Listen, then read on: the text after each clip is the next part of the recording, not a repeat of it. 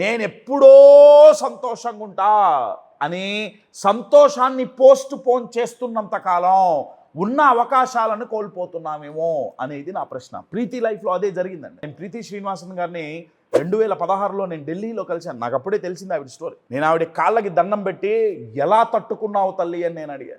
అందుకే my dear friends, ఎదగాలి అంటే మనకి కావాల్సింది జస్ట్ క్వాలిఫికేషన్ కాదు, మనకి కావాల్సింది జస్ట్ ఇంటెలిజెన్స్ కాదు, మనకి కావాల్సింది జస్ట్ వనరులు కాదు.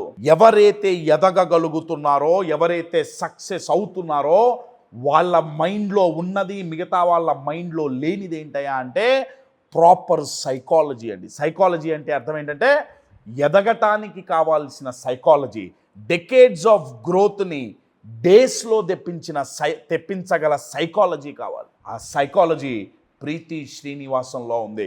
ప్రీతి శ్రీనివాసన్ ఎంత కష్టం వచ్చినా సరే చెక్కు చెదరని ఆత్మవిశ్వాసంతో 10 ఏళ్ళు సఫర్ అయింది. 10 ఏళ్ళు తను ఏడ్చింది, ఎందుకు నాకు ఈ శిక్ష.